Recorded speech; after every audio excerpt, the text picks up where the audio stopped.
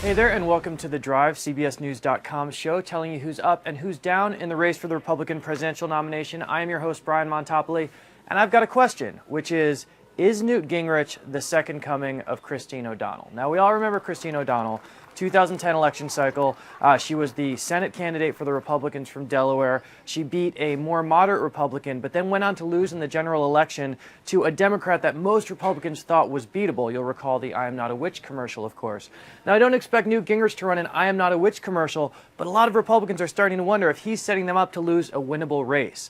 Barack Obama is a very vulnerable president. He's in the 40s in terms of his approval rating. People don't like his handling of the economy. Unemployment continues to be high. And basically, all of the sort of dominoes are set for him to lose re-election. But he's not running against nobody. He's running against an actual human being.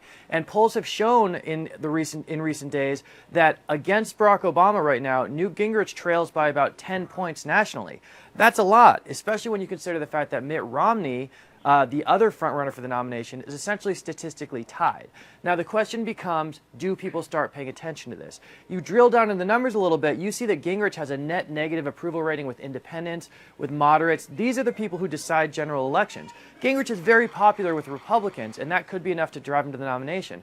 But a lot of Republicans are starting to say, wait a minute, are we going to nominate a guy who's going to lose a race that we should win? They're also worried about the down ballot effect, which means what happens to Senate races, what happens to House races if Newt Gingrich is at the top of the ticket. You know, the Republicans want to win the Senate back. They only need 4 seats to do so. And if they have Newt Gingrich at the top of the ticket, they're worried that's going to be a little bit more difficult. So that's the really big question being asked. Now, looking at the big board quickly, you'll see on our drive to the nomination, I have as co-frontrunners Mitt Romney here and Newt Gingrich. Now, a lot of folks are treating Gingrich as the sole frontrunner. I am not. I think it's a tie at this point, only because I think these questions are starting to be asked about Gingrich. And we can't forget, Gingrich is relatively new to the top of the field. I mean, we've had Herman Cain, we've had Donald Trump, for God's sakes. So let's not get too excited about this Gingrich boom just yet. That said, we're less than a month to Iowa, we're less than a month to New Hampshire, and those races are going to tell us a lot.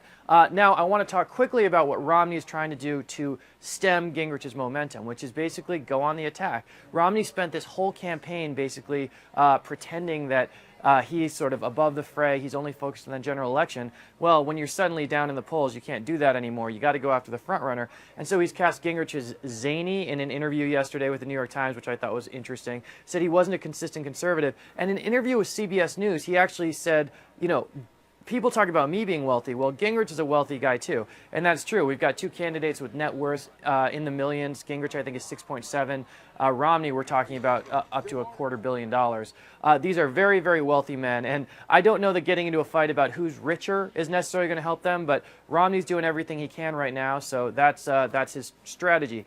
Lastly, I want to talk about tonight. We've got a big debate tonight. It's the last debate before the Iowa caucuses. And you'll see we have some of these other faces here. All these folks, and we'll throw in Rick Santorum, Michelle Bachmann, Rick Perry, Ron Paul, and Rick Santorum, are all hoping for an upset win in Iowa, something that can sort of shoot their campaign forward. Now, Iowa doesn't decide nominations, but it does have a lot to do with fundraising, has a lot to do with momentum, so it'll be important. And the reason this debate is so important is because it's the last chance before people go see their families for Christmas and they start to have these conversations over dinner and say, who do you like, who do you not like? Those are important conversations. And this is the last chance the candidates are going to have a big stage to make their case so that when folks go home, see their families, they start having these conversations and they've made a good impression before those conversations. So be sure to check out the debate tonight and be sure to stay with The Drive for all of the developments in the Republican presidential race. I'm Brian Montopoli, CBS News, and we will see you next time.